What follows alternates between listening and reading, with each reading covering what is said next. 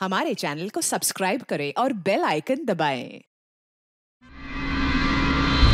एक इंसान होने के नाते तुम्हारा दर्द मैं समझ सकता हूँ, लेकिन एक पुलिस ऑफिसर होने के नाते मैं तुम्हें समझाना चाहूंगा कि दर्द के दाग को खून से धोने की कोशिश मत करना। उससे दाग निकलते नहीं और गहरे हो जाते। रही बात तुम्हारे आई के कातिल की, उसे पकड़ना हमारा काम है, वो हम पर छोड़ो। बोलो राम नाम सत्य, राम नाम सत्य, राम नाम सत्य, राम नाम सत्य, राम नाम सत्य।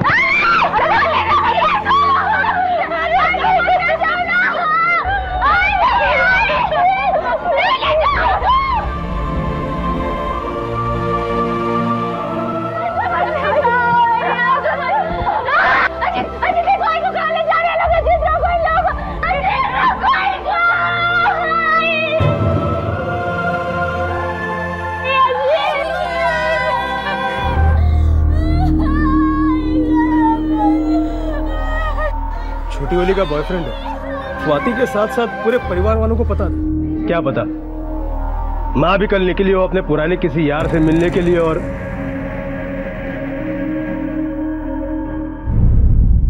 तांबे, अगर शर्मा ने ऐसे मौके पर यह बात कही है तो उस बात में कितनी सच्चाई है उसका पता लगाओ। स्वाति जैसी औरत जो दूसरों के कपड़े सीती थी, से मार के इसका क्या फायदा होगा? लैंडलाइन के कॉल डिटेल्स आ गए? आ चुकी है सर, लेकिन कॉल्स बहुत कम है। अधिकतर कॉल्स उन क्लाइंट्स के हैं जिन्होंने स्वाति को कपड़े सिलने के लिए दी, लेकिन एक कॉल डाउटफुल जो करीब शाम के 7 बजे आया था और 5 मिनट लंबा चला। लेकिन कॉल एक पीसीओ से किया गया था, इसलिए कॉल किसने किया था वो हमारे लिए ट्रैक करना थोड़ा सा मुश्किल हो। और वो ऑटो वाला, क्या ऑटो में बैठकर स्वाति गई थी वो? अकरम, उसे बाहर बिठाया हुआ है। हाँ साहब, उस औरत को मैंने ही छोड़ा था कल। वो मेरे ऑटो में आके बैठी और फिर मेरे को बोली रघुलीला मॉल चलने को। हम रघुलीला पर पहुंचने ही वाले थे कि अचानक उसने मेरे को रुकने के लिए बोला।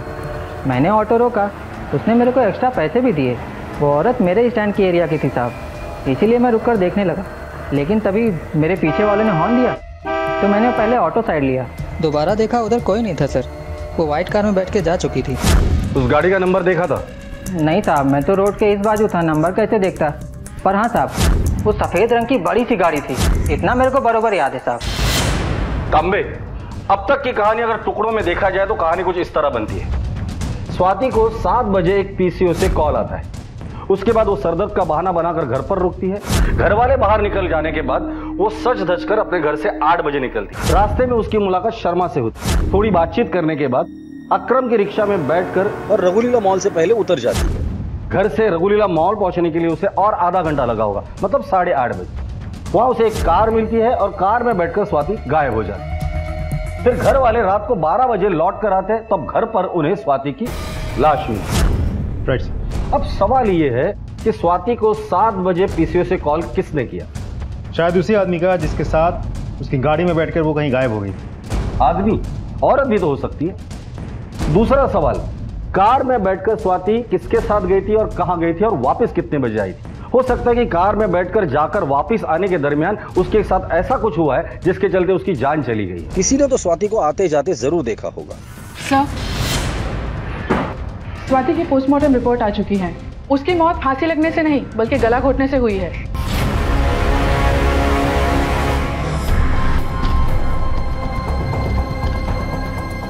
उसकी बहन को बुलाओ। सर।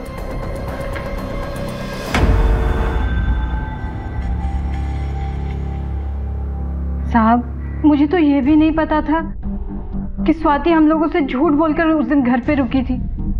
फिर वो उस रात किससे मिलने गई, मैं कैसे बता सकती हूँ? उनका किसी के साथ अफेयर था?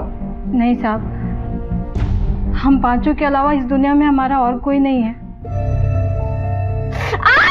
क्या हुआ? क्या दिखा मुझे, क्या हुआ?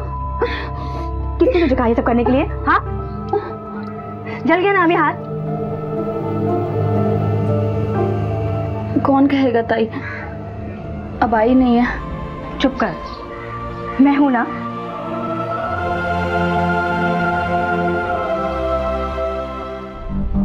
और आप दोनों के पति? मेरे पति हमारी शादी के 2 साल बाद ही गुजर गए थे और स्वाति का पति उसे छोड़कर चला गया था 10 साल पहले। उसके बाद उसका कोई पता नहीं चला साहब। तो फिर आपने इन बच्चों को पाला कैसे? स्वाति दूसरों के कपड़े सिलती थी और मैं मैं लोगों के घर में खाना बनाती थी। फिर पूर्वा की कॉल सेंटर में जॉब लग गई तो मैंने काम छोड़ दिया और घर की जिम्मेदारी संभाल ली। कहाँ काम करती थी आप? कल्याण में साहब, जहाँ हम पहले रहते थे। कल्याण? कल्याण से बोरीवली शिफ्ट होने की कोई खास वजह? एक गुंडा था, दत्ता, वो उसकी पूर्वा पे बहुत बुरी नजर थी। सुन, तुझे आई लव यू बोले हुए कितने दिन हो गए, पर तूने जवाब नहीं दिया मेरी बात का। इसलिए तेरी चुप्पी को ही ना मैंने तेरी हाँ समझ ली। अब चल चल मेरे साथ।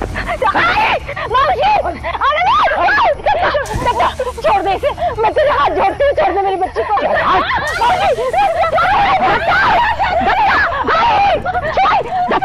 छोड़ मेरी बच्ची को, छोड़ इसका हाथ वरना मुंडी काट दूंगी, कसम से बोल रही हूँ। छोड़ दे इसका हाथ, छोड़ इसका हाथ। छोड़ दे, छोड़ दे बस।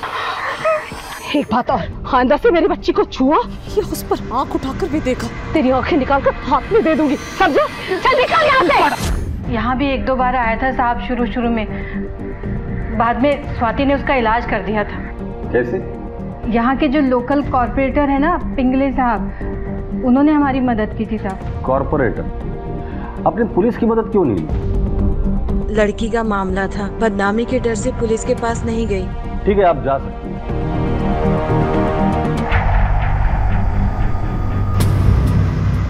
कमला यानी पूर्वा की मौसी को देखकर बूढ़ा हवलदार चौंक क्यों गया था? क्या कोई और राज खुलने वाला था? और सबसे बड़ा सवाल यह था कि इतना सब कुछ होने के बावजूद तांबे परिवार ने पुलिस से मदद लेने की बजाय एक्स कॉर्पोरेटर से मदद क्यों मांगी? और कौन था यह कॉर्पोरेटर जिस पर उन्हें पुलिस से ज्यादा भरोसा था? और क्यों की थी उसने इस परिवार की मदद? खून खोल गया मेरा साहब जब मेरे को पता चला कि मेरे वार्ड की महिला को कोई परेशान कर रहा है, इसलिए मदद कर दी उसकी मैंने। अब ये भी बता दीजिए, इस प्रोटेक्शन की कीमत क्या वसूल की थी आपने? राव देना साहब। पिंगले साहब, यार टाइम पास करने नहीं आया हूं मैं, एक खून की इंक्वायरी कर रहा हूँ। फिलहाल एक्स कॉर्पोरेटर हूँ, इसलिए आप भी तेवर दिखा रहे हो। कीमत चुकाने के लिए पैसे नहीं थे उसके पास, इसलिए उसकी एक शाम अपने नाम पे लिखवा ली थी मैंने। क्या जालिम चीज है रे तू।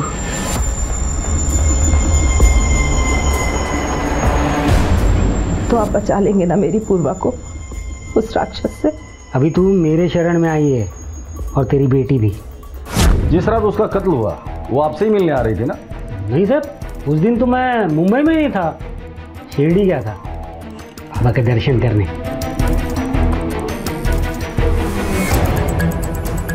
एक मिनट सर, ये गाड़ी तो अकरम ने हमें जिस गाड़ी की डिटेल्स दी थी वो डिटेल्स इस गाड़ी के साथ बिल्कुल मैच करती है सर। पता करो ये पिंगले उस रात मुंबई में था या शिरडी गया था? Yes sir. सर हो सकता है इस कॉर्पोरेटर के बीच में आने से ये गुंडा दत्ता चिढ़ गया हो और इसीलिए उसने स्वाति को मार डाला हो। उठाकर लेकर आओ इस दत्ता को। Yes sir. चलो।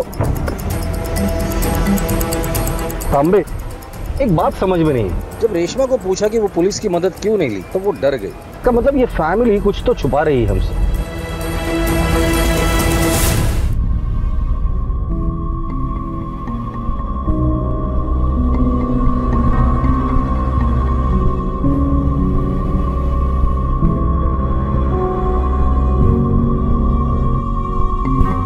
मौसी, पंडित जी आ गए हैं आई के शांति पाठ के लिए।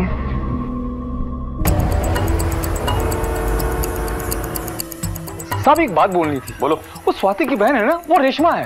रेशमा? उसका नाम तो कमला तांबे है। नहीं साहब, वो रेशमा है। जब मैंने उसको देखा तो मुझे लगा कि मैं इसे जानता हूँ। आज से 10 साल पहले जब मैं कमाठीपुरा पुलिस स्टेशन में था तो उसी एरिया में धंधा करती थी। अरे साहब बहुत फेमस थी ये। रेशमा?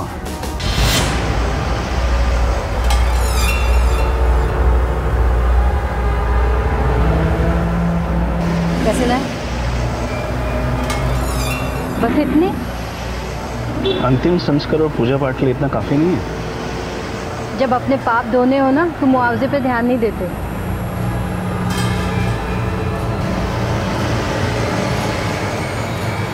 बाद में मिलती हूँ।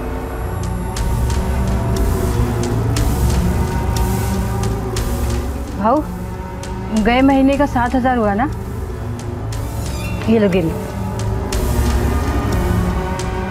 कैसी हो रेशमा?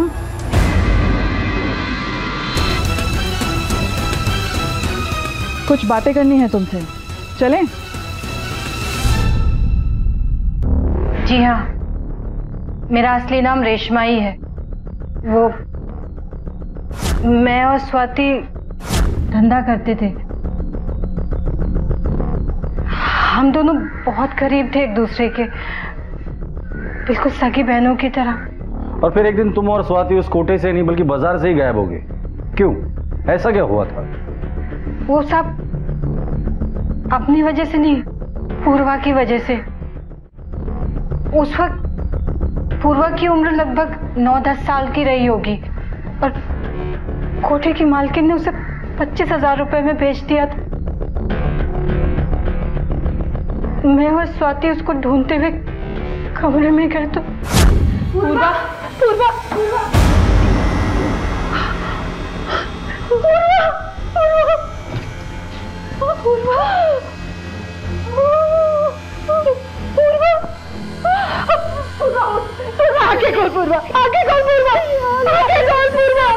हमने वो जगह ही छोड़ दी। हमने अपने पास के कुछ पैसों से कल्याण में एक खोली किराए पर ले ली और एक नया जीवन शुरू किया। लेकिन उस हादसे के बाद से पूर्वा एकदम जिंदा लाश की तरह हो गई थी साहब। न कुछ बोलती थी, न सुनती थी, न कुछ कहती थी। स्वाति से अपनी इकलौती बेटी की ये हालत देखी नहीं गई। एक मिनट, पूर्वा स्वाति की इकलौती बेटी थी, तुम्हारा कोई बच्चा है नहीं। फिर ये मंदार और अनन्या, ये किसके बच्चे? वो हमारे बच्चे नहीं है साहब। पूर्वा के कहने पर हम उन्हें अपने घर ले आए थे। उस हादसे के बाद पूर्वा ना तो किसी से बात करती थी, उसने अपना बचपन खो दिया था। लेकिन मंदार और अनन्या को देखकर वो पहली बार बोली। इसीलिए हम उन दोनों को अपने घर ले आए थे और फिर हम 3 से 5 हो गए साहब। ठीक है, जा सकती हो।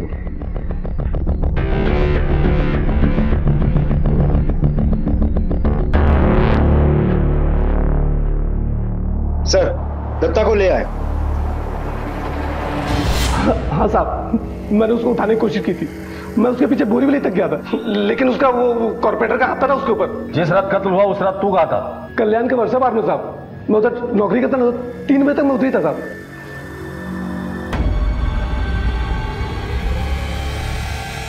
कितना हुआ? सब वो मेरी मौसी आई थी, कमला नाम है उनका साहब। कमला नहीं, रेशमा नाम है उसका।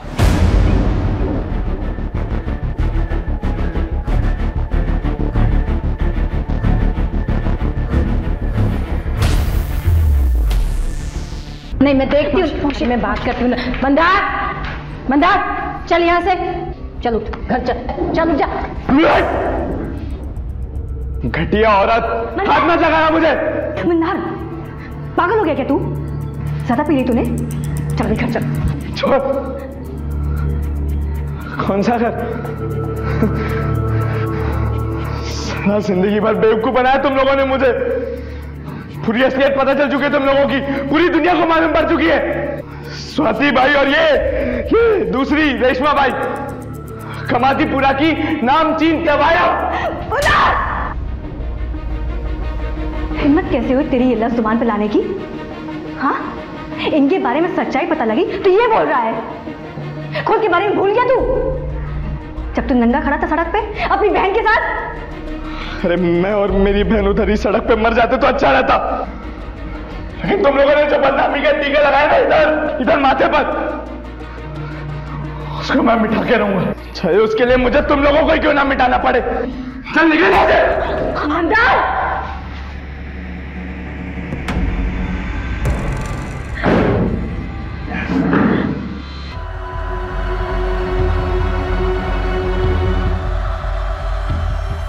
लो, आ गए। अब खड़े खड़े मुंह क्या देख रहे हो? निकाल के बाहर करो इनको मोहल्ले से। इतने सालों से बेवकूफ बना के रखा है मोहल्ले वालों को। अरे शरीफों के मोहल्ले में वैश्यों का टोला चला रखा है इन लोगों ने। शर्मा जी, सुनी सुनाई बातों पे ना यहाँ पे तमाशा मत करिए मोहल्ले में। वाह, तमाशा देख रहे? अब इनके जैसा तमाशा तो मैं नहीं कर सकता। रे शर्मा,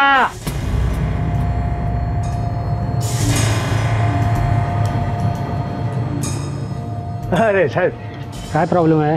काय को बोमा में लगा के रखा है इधर? ये सोसाइटी का सेक्रेटरी है ना तू? हाँ। कानून कायदा है कि नहीं? फाड़ूत्री को घर से बाहर करने से पहले 3 महीने का नोटिस देना पड़ता है, मालूम है ना तेरे को?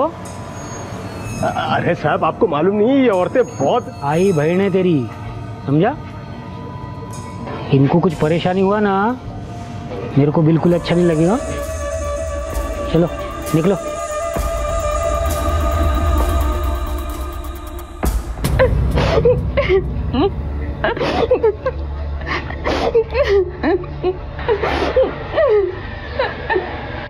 क्यों रो रही है? जो शर्मा कह रहे थे वो सब सच है ना?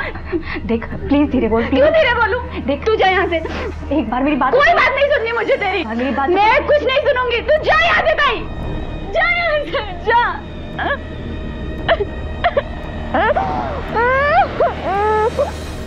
स्वाति की मौत के बाद उसके और मौसी के अतीत में देह व्यापार से जुड़े होने के सच ने हंसते खेलते तांबे परिवार को झकझोर कर रख दिया। मंदार और अनन्या ने स्वाति और मौसी के किए गए एहसान को धोखा समझने की गलती की।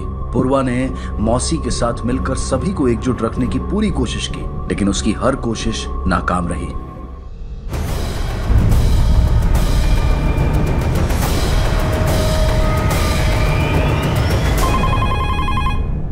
नमस्कार, इंस्पेक्टर धनावड़े बोलते हैं। क्या?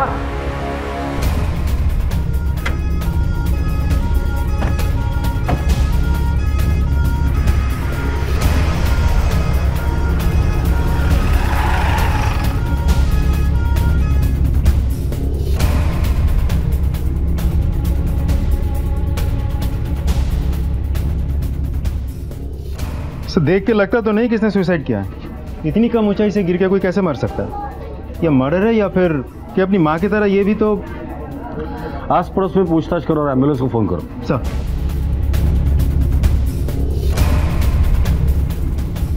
सर, घर में कोई भी नहीं है और दरवाजा भी खुला पड़ा है और ये पूरा का फोन मिला है जिससे लास्ट कॉल अनन्या को गया था करीब 12 बजे। कॉल लगा उसे। Yes sir.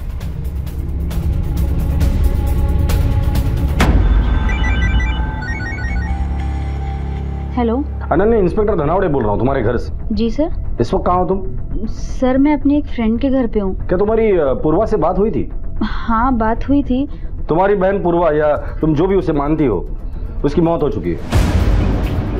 क्या? तुम मुझे पुलिस स्टेशन में आकर मिलो। सर, मंदार को सच्चाई का पता चल चुका था, इसीलिए 2 दिन पहले वो घर छोड़ के चला गया था। तब से अधिकतर समय वो शराब के ठेके पर ही रहता है। पड़ोसियों ने बताया कि आज सुबह पूर्वा उससे मिलने गई थी वही शराब के ठेके पर। मंदार को कांटेक्ट करो और उसे मिलो, पुलिस स्टेशन में आकर मिले। और ये रेशमा कहाँ है? सर, पड़ोसियों ने बताया कि आज सुबह वो नासिक के लिए निकल चुकी थी। सब लोग एक साथ या एक के बाद एक घर छोड़ के चले गए, कोई तो वजह जरूर होगी। हाँ साहब, ताई आई थी मुझसे मिलने सुबह, मुझसे घर लौट आने की जिद कर रही थी। देख, दुनिया कुछ भी कहे, तू मेरा भाई हमेशा रहेगा। देख, कुछ नहीं बदलेगा, सब कुछ ठीक हो जाएगा। चल घर चल अभी।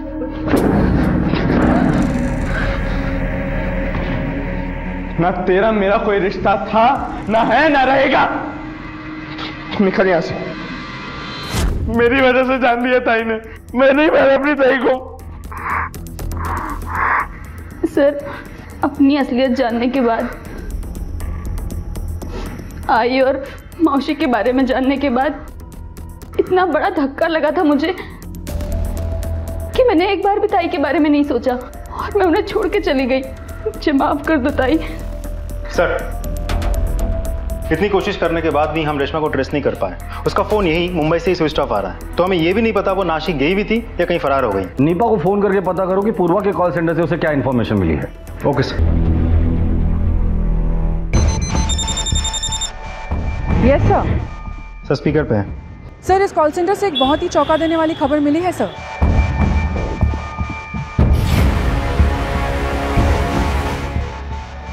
Okay, thanks. Yes sir. ताई अगर कॉल सेंटर में काम नहीं करती थी तो फिर कहाँ काम करती थी? हमें इस बारे में कुछ नहीं पता है सर। पूर्वा का जो कॉल रिकॉर्ड आया था उसमें फैमिली मेंबर्स के अलावा और किसको कॉल किए थे? सर कॉल रिकॉर्ड्स के हिसाब से सबसे ज्यादा कॉल्स अजीत को की गई थी। पिछले 48 घंटों में अजीत ने पूर्वा को 10 बार और पूर्वा ने अजीत को 6 बार कॉल किया था। ये अजीत कौन है? मेरा बॉयफ्रेंड है सर। सर अनन्या घर छोड़ के चली गई थी। पूर्वा ताई ने उसे बहुत बुलाने की कोशिश की, लेकिन वो आई नहीं। फिर उन्होंने मुझसे कहा कि मैं कैसे भी तरह उसे मनाकर घर लाऊं। बस इसी मामले में हमारी बात हुई थी सर। बस इतनी सी बात हुई थी, और कुछ नहीं सर। तो फिर इस मैसेज का मतलब क्या हुआ?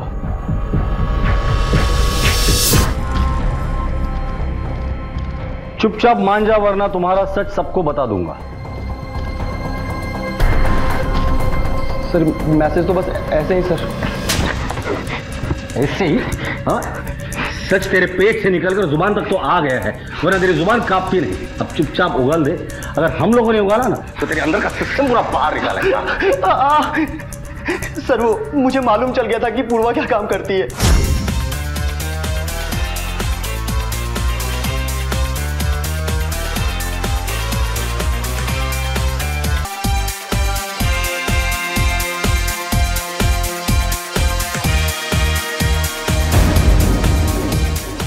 सर मुझे माफ कर दीजिए सर, मुझसे बहुत बड़ी गलती हो गई सर। घिन आ रही है मुझे तुमसे। पूर्वी यही काम करती थी। हाँ साहब, बहुत अच्छी लड़की थी साहब। आपको किसी पर शक? हाँ साहब, शेट्टी नाम है उसका, बहुत बड़ा बिल्डर है। ये खाली जलवाई दिखाएगी या शकल भी दिखाएगी? ये हमारे बार का हीरा है सेठ। जो जौहरी इसकी सही कीमत लगाएगा वही चेहरा देख पाएगा। तो समझ लो कि आज तुम्हारा इंतजार खत्म हुआ।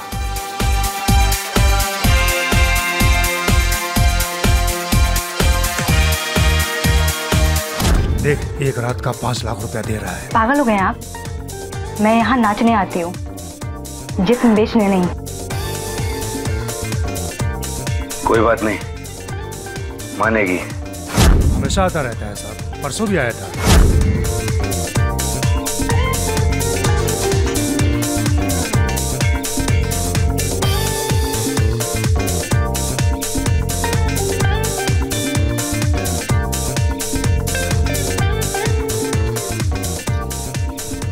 सुन सुन, एक हफ्ते से अपन तेरी आका इंतजार कर रहा है। अभी तेरा बहुत हुआ।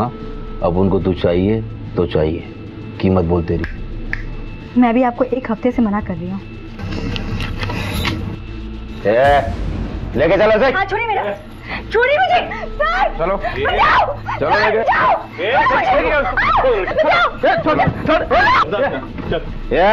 हाथ नहीं लगाने का है। पैसा देता अपन, पॉकेट में नहीं आता है। और आज तू याद रखना, तुझको छोड़ेगा नहीं अपन। कहाँ मिलेगा ये शेट्टी?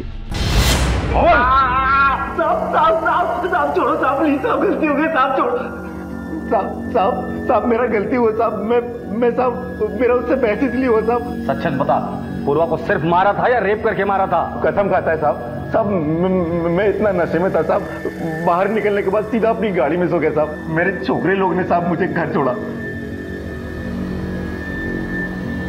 सर, रेशमा का मोबाइल जिस लास्ट लोकेशन पर स्विच ऑफ हुआ था, वहाँ एक सीसीटीवी कैमरा लगा हुआ था। सीसीटीवी कैमरा से हमें उस गाड़ी के बारे में पता चला जिस गाड़ी में बैठ के स्वाति गई थी। आरटीओ से हमने गाड़ी की डिटेल्स भी निकाल ली है। किसके नंबर है गाड़ी? सर, गाड़ी किसी संजीव शाह नाम के एक बिजनेसमैन की है, जो एक बहुत ही रेप्यूटेड फैमिली से बिलोंग करता है, जिसे मुंबई के कॉर्पोरेट वर्ल्ड में एक बहुत ही शरीफ आदमी माना जाता है। ऐसे शरीफ आदमी से तो हमें भी मिलना चाहिए था। जब स्वाति का कत्ल हुआ तो मुझे पता था कि आप लोग एक न एक दिन मुझे बुला लेंगे। मतलब आप इस बात को मानते हैं कि आप स्वाति को जानते हैं? जी हाँ सर। सर, कॉलेज के दिनों में मेरे दोस्त कामाटीपुरा जाया करते थे। मैं भी उनके साथ होता था। मेरी और स्वाति की पहली मुलाकात वहीं हुई थी। सर, मुझे उससे प्यार हो गया। मैं उससे शादी करना चाहता था, लेकिन उसने मना कर दिया, क्योंकि वो ये नहीं चाहती थी कि उसकी वजह से मेरी फैमिली अपने बेटे को और मैं अपनी फैमिली को खो बैठूं। उसने मुझे कसम दे दी सर कि मैं उस दिन के बाद उससे कभी नहीं मिलूं, और उसकी बात मानकर मैं उस दिन के बाद वहां पर कभी नहीं गया। फिर स्वाति से दोबारा कब मिले? सर, उससे नहीं, मैं रेशमा से मिला था। रेशमा से? जी हाँ सर। रेशमा स्वाति की बहुत करीबी थी, इसलिए हमारे बारे में जानती थी।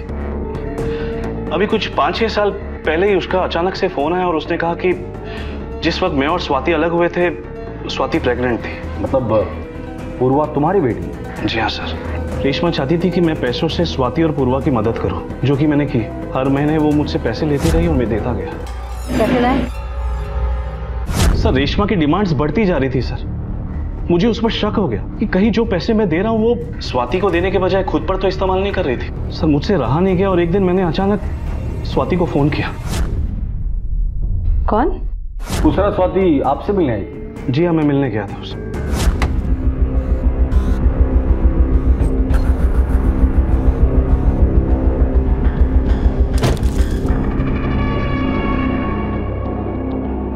थैंक्स।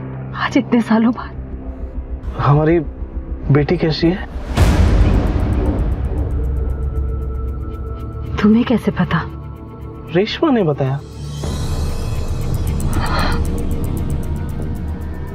रेशमा ने? मतलब तुम रेशमा से मिलते हो? हर महीने रेशमा पैसे ले रही है तुम्हारे और पूर्वा की परवरिश के लिए। संजीव, संजीव, मुझे रेशमा से बात करनी, प्लीज मुझे घर छोड़ दोगे? सर स्वाति ने मुझसे प्रॉमिस किया था कि वो पूर्वा को मुझसे मिलवाएगी, लेकिन अब स्वाति खुद इस दुनिया में नहीं है तो सर मैं पूर्वा को अपनाना चाहूंगा सर। सॉरी संजीव, लेकिन मैं तुम्हारी कोई मदद नहीं कर सकता, क्योंकि स्वाति की तरह पूर्वा का भी किसी ने कत्ल कर दिया। स्वाति तांबे और उसके परिवार की जिंदगी जो पहले किसी झील के ठहरे हुए पानी की तरह शांत दिखाई दे रही थी, असल में वैसी थी नहीं। उसकी शांत दिखने वाली सतह के नीचे कई तूफान छिपे थे जो एक एक करके सामने आ रहे थे। स्वाति के पहले प्रेमी और पूर्वा के पिता संजीव के बयान के बाद तस्वीर साफ होने की बजाय और धुंधली हो गई थी। क्या स्वाति और पूर्वा की हत्या की अनसुलझी पहेली अब और ज्यादा उलझने वाली थी? सर, पूर्वा की पोस्टमार्टम रिपोर्ट उसके सर पे किसी भारी चीज से वार करने की वजह से हुई।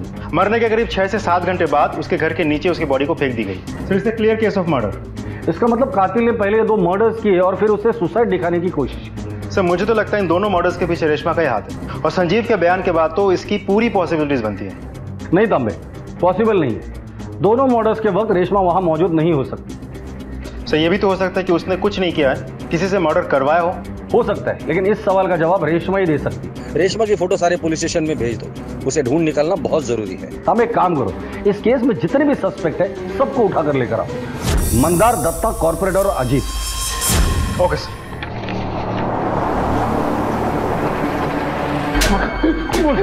तो बता दे, मेरे को क्यों मार रहे साहब?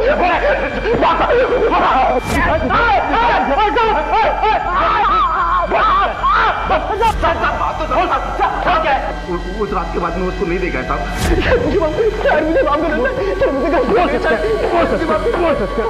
मुझे माफ कर देते।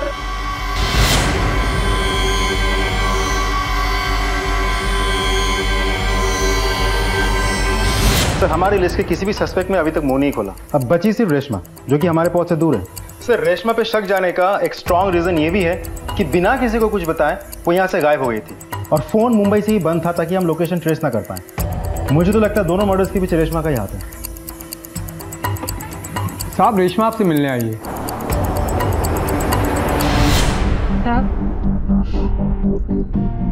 स्वाति की 13वीं के लिए नासिक चली गई थी। स्वाति की मरने के बाद मंदार और अनन्या के रवैये से मैं बहुत दुखी हो गई थी साहब, इसलिए मैं अकेली चली गई थी। फोन भी बंद कर दिया था ताकि ये 2 दिन शांति से रह सके। वैसे आपकी जानकारी के लिए संजीव शाह से हमारी मुलाकात हो गई है। मालूम है साहब, पूर्वा के मरने की खबर मिलने के बाद पहला फोन उसी को किया था। बताया उसने सब कुछ। उसको कुछ गलतफहमी हो गई थी साहब। उनसे लिए हुए एक भी पैसा मैंने खुद के लिए नहीं खर्च किया साहब।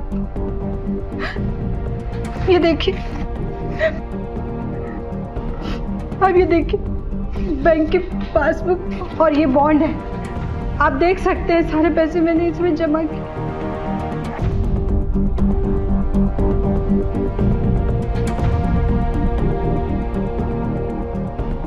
अगर ये पैसे आपको खुद के लिए नहीं चाहिए थे तो आपने स्वाति को बताया क्यों नहीं इस पैसे के बारे में?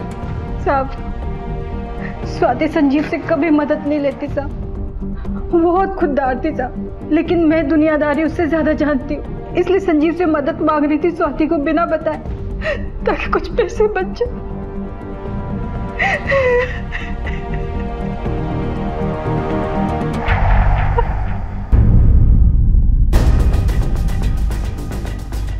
क्या सोच रहे हैं सर?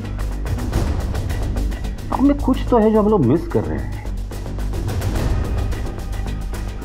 यस तांबे, ये रहा रेशमा का घर और ये रहा उसके पड़ोसी का घर, उसके घर के सामने। अगर रेशमा ने अपने घर के छत से सुसाइड किया है तो वो ऐसे गिरेगी, मतलब सर सामने की तरफ और पैर अपने घर की तरफ। और हमें रेशमा की लाश मिली थी इस तरह, मतलब सर अपने घर की तरफ और पैर सामने वाले की तरफ। अब कोई भी आदमी सुसाइड करते वक्त समरसॉल्ट नहीं मारेगा, और खास करके लाश।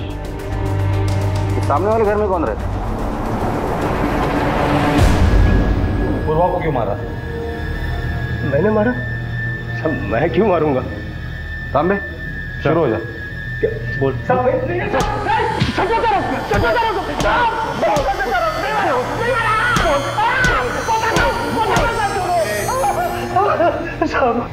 उसको पता चल गया था कि स्वाति को मैंने ही मारा, इसके लिए उसको मारना पड़ा साहब। स्वाति को तुमने मारा था? स्वाति पर पहले से मेरी नजर थी साहब, लेकिन वो हाथ रखने नहीं देती थी कभी भी। फिर एक दिन जब वो बाहर निकली तब उसने मुझे बताया। शादी वादी में जा रही है क्या? अरे नहीं, वो आज पूर्वा का जन्मदिन है तो बच्चों ने बाहर खाने का प्रोग्राम बनाया है। लेकिन मैंने पूर्वा और बाकी लोगों को बातें करते सुना था दरवाजे पर। नहीं पूर्वा, तुम लोग होकर आओ, मेरे सर में दर्द है, मैं सोऊंगी थोड़ी देर। लेकिन जब उनके जाने के बाद स्वाति घर से निकली, वो भी एकदम सच धज कर। जाइए ना। मुझे शक हो, मैं उसका पीछा करने लगा।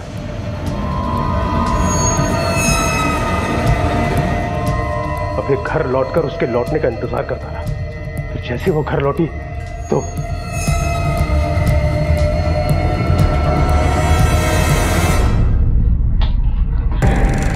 शर्मा जी, आप घर के अंदर कैसे आए? दरवाजा खुला था तो अंदर चला। मतलब छोड़िए, कपड़े उतारिए। मुझे लगा कि जब मैं उसे बताऊंगा कि मुझे उसका राज पता चल गया तो वो मेरी बाहों में आ जाएगी, लेकिन ऐसा नहीं हुआ साहब। उसे डर लगा जरूर, फिर वो गुस्सा करके मुझ पर चिल्लाने लगी, गालियां देने लगी। उसने मेरे मुंह पर थूक दिया। मैं ये बर्दाश्त नहीं कर पाया और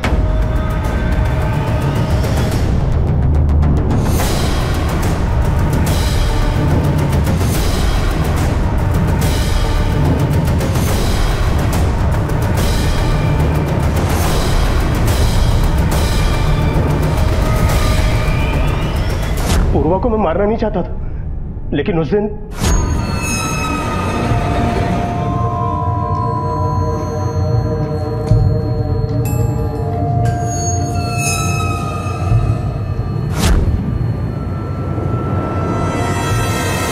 आप लोगों में से कोई बता सकता है कि ये सब क्या है?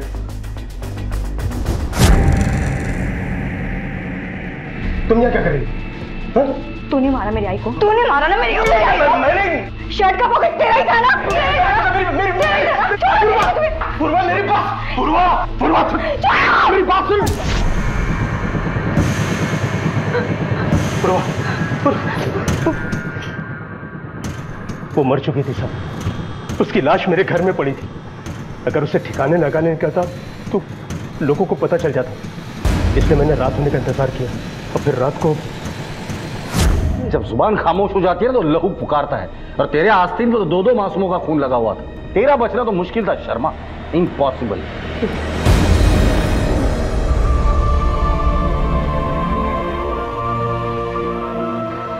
और इस तरह स्वाति और पूर्वा के कातिल को उसके अंजाम तक पहुंचाकर पुलिस ने अपना फर्ज निभाया। लेकिन सवाल यह उठता है कि क्या स्वाति और पूर्वा के साथ हुए हादसों को रोका जा सकता था? और जवाब है हां। जुर्म की फितरत है कि वो अपने आने की आहट जरूर देता है। स्वाति के मामले में भले ही वो आहट इतनी धीमी थी कि वो उसे सुन नहीं पाई, लेकिन पूर्वा के मामले में ऐसा नहीं था। लेकिन पूर्वा के सामने मुजरिम भी था, उसका किया जुर्म भी था और जुर्म का सबूत भी था। अगर वो चाहती तो पुलिस की मदद लेकर अपनी मां के कातिल को सजा दिलवा सकती थी और इस कहानी के और दुखद होने से पहले इसका अंत कर सकती थी। यह बेहद जरूरी है कि जब भी हम कभी जुर्म की आहट सुने तो खुद उसका मुकाबला करने की ना सोचें, बल्कि पुलिस की मदद लें, ताकि इस तरह की घटना फिर कभी दोबारा ना हो। इसी विचार के साथ अब मैं अनूप सोनी आपसे विदा लेता हूं। फिर मुलाकात होगी अगले एपिसोड में एक और चौंका देने वाले केस के साथ। तब तक अपना और अपने परिवार का ख्याल रखें और देखते रहें क्राइम पेट्रोल डायल 100। सबक एक को सीख हम सबको। जय Hind. For more updates, subscribe to our channel, click the show links and enjoy watching the videos.